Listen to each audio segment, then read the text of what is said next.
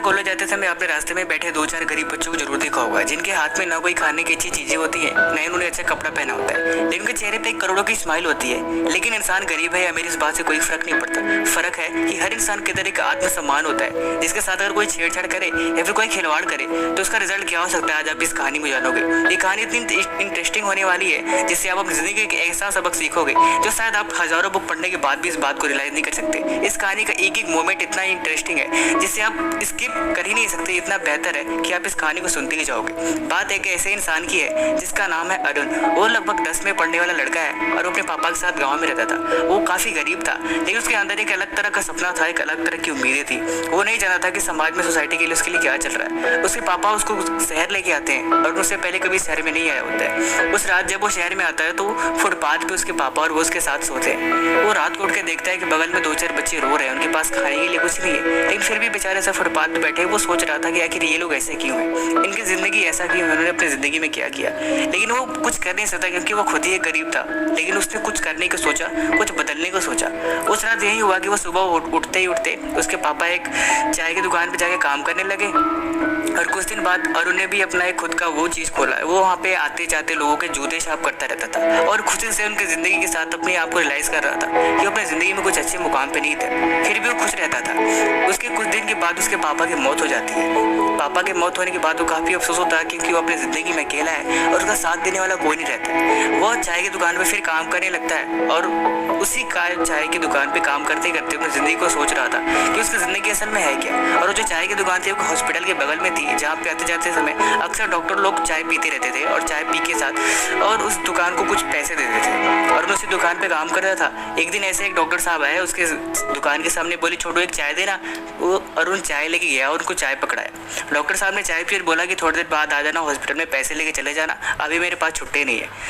Doctor साहब अंदर चले गए। फिर मालिक ने बोला कि जाओ अरुण पैसे लेके आओ। अरुण बेचारा, उसके कपड़े सही नहीं थे, शायद शरीर पे थोड़ी धूल मिट्टी लगी हुई थी और उसके पैरों पे थोड़ी मिट्टी लगी हुई थी। वो हॉस्पिटल में घुस जाता है और दरवाजा खोलता है। मेरे साहब बोलते व्हाट इज दिस, तुम अंदर कैसे आ गए बिना पूछे, निकलो बाहर, तुरंत निकलो बाहर, भगाओ इसे। वो बोलता है वो मुझे पैसे चाहिए था। डॉक्टर ने बोला तुम आए कैसे अंदर इतने गंदे कपड़े पहन के, देख रहे हो अपनी हालत, ऐसे कैसे आ गए, औकात देखिए अपनी। वो डॉक्टर को ज्यादा उस बच्चे को बोल दिया और उन बेचारा नौजवान आदमी था, फिर भी उसने इस बात को काफी रियलाइज किया और वो गुस्से के मारे वो वहां से निकल गया और बैठ के रोने लगा बाहर। वो अपने चाय की दुकान पे नहीं गया लेकिन बाहर बरामदे में बैठ के रो रहा था। वो गुस्से के कारण अंदर आया और बोला डॉक्टर साहब आप हमसे एज में भी बड़े हैं और आपकी जो हैसियत है वो भी ज्यादा है और आपकी योग्यता भी मुझसे ज्यादा है, लेकिन मैं आज आपकी कसम खा के कहता हूँ कि एक दिन ऐसा भी होगा कि मैं इसी हॉस्पिटल में आके आपके सामने खड़ा होऊंगा, लेकिन उस दिन इस हॉस्पिटल में किसी गरीब को नहीं, किसी भी अमीर को एंट्री नहीं मिलेगी और सिर्फ मैं अंदर तो क्या बाहर भी खड़ा नहीं होने दूंगा, यही मेरा वादा है। डॉक्टर ने उसे हंसा और बोला ठीक है तू बाहर निकल। वो वहां से बाहर चला गया और बैठ के रो रहा था। रोते रोते शाम हो गई। उसने समझ में नहीं आता वो क्या करे। उसने एक वादा तो किया है कुछ करने के लिए और किसी कुछ सबक सिखाने के लिए। उस हॉस्पिटल में आते जाते समय अक्सर मेडिकल स्टूडेंट ऐसे आते जाते रहते थे। एक दिन अरुण ने उनसे पूछा कि मुझे डॉक्टर बनना है, मैंने 10वीं पास की हुई है, लेकिन आगे क्या करना है मुझे कुछ नहीं पता।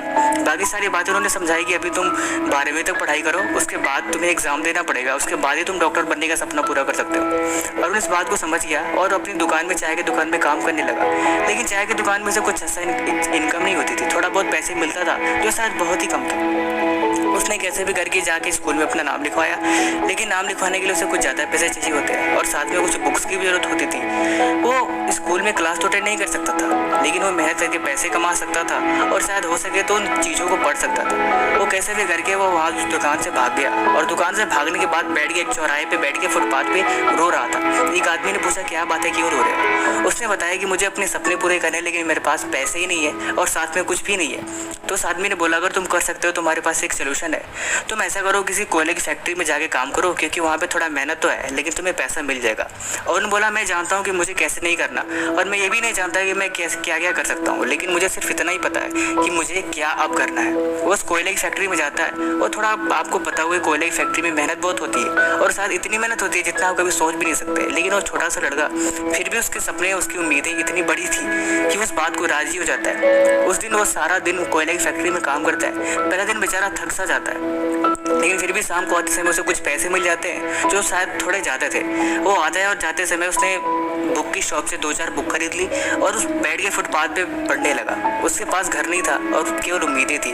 उस किताबों को पढ़ता रहा। फिर उसने ऐसे डेली काम करते करते थोड़ा बहुत और पैसे इकट्ठे कर लिए। फिर वो सोच रहा था कि मेरे पास बुक्स भी इतनी सारी हो गई है, मैं क्यों नहीं कमरा ले लूँ। वो जाके किसी बगल वाले एक झोपड़पट्टी में एक कमरे की बात करता है तो कमरा भी लेता है। अब उसके पास एक कमरा और एक चाबी और उसके पास कुछ सपने थे। धीरे धीरे वो उन बच्चों झोपड़पट्टी में जो भी गरीब के छोटे छोटे बच्चे होते थे ना, उनको बुला के पढ़ाता रहता था और उन्हें देख के रोता भी रहता था कि कैसी हालत है, एक ऐसी सिचुएशन में कि हमारी कोई मदद करने के लिए तैयार नहीं है। अब वो 12वीं पास कर चुका होता है। अब उसके सपने में एक नई उड़ान भरने की बारी अब आती है। वो धीरे धीरे ऐसे करके और भी पैसे इकट्ठे करिए, दिन भर सारा दिन कोयले की फैक्ट्री में काम करता था। शाम को किताबों में खोल के एक लाइन एक वर्ड को पढ़ने लगता था और पढ़ के समझने लगता था, क्योंकि वो जानता था वो पढ़ाई करने के लिए नहीं करता था, वो कुछ सीखने के लिए पढ़ाई करता था। इसीलिए वो उसने इतनी अच्छी मार्क्स लाए जितने शायद आप इमेजिन भी नहीं कर सकते। अब उसने एग्जाम दे के हॉस्पिटल में भी एडमिशन ले लिया और धीरे धीरे से मेडिकल कॉलेज में भी एडमिशन मिल गया।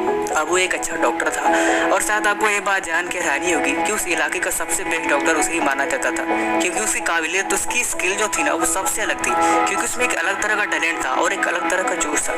लेकिन जब उसकी बात पोस्टिंग की हुई तो उसने बोला कि मुझे उसी हॉस्पिटल में पोस्टिंग कर दी जाए तो मेरे लिए बहुत बेहतर होगी। वो गरीबों को आते समय अक्सर ऐसे हॉस्पिटल में 2-4 पैकेट खरीद के लाता था, उन्हें पकड़ाता रहता था और उनके साथ बैठ के 2 पल बिताता, फिर अपने साथ हॉस्पिटल में काम करने के लिए चल देता था।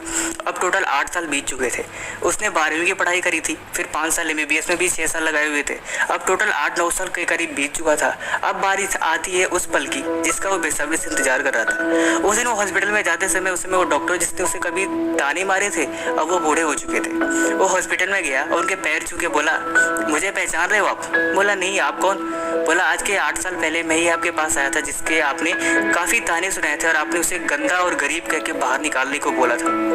लेकिन उसने जो वादा किया था कि वो गरीबों को या फिर अमीरों को कभी हॉस्पिटल में अंदर एंट्री नहीं करने देगा, वो उस काम को कभी पूरा नहीं कर सका, क्योंकि वो बहुत अच्छा और एक नेक इंसान था। उसने बोला, कोई बात नहीं, आप मेरे नीचे रह के काम करिए। लेकिन अब वो उस हॉस्पिटल का मैनेजर था और वो उस हॉस्पिटल का एक प्रमुख हेड था, क्योंकि उसने अपनी ज़िंदगी में एक ऐसी काबिलियत हासिल करी थी तो शायद आप इस बात को रियलाइज़ कर सकते हो। अब आप मुझे बताओ, क्या आप अरुण को भी कभी ऐसा लगा होगा कि उसका भी कभी ऐसी कंडीशन आई हो जब उसे ऐसा लगा हो कि पढ़ाई में मन नहीं लग रहा, या फिर कभी उसको भी ऐसा हुआ हो कि उसके पास भी कंसंट्रेशन की कमी हो, या फिर उसे भी कभी ऐसा हो कि पढ़ते समय उसे नींद आई हो? क्या ऐसी कंडीशन के साथ में कभी फेस हुई होंगी? कमेंट करके ज़रूर बताएं और इस वीडियो को जरूर किसी न किसी के साथ शेयर जरूर करें, लेकिन शेयर जिसके भी साथ करें वो आदमी इस बातों से इंटरेस्टिंग होना चाहिए, कुछ सीखने की कला होनी चाहिए, उसे शेयर करें।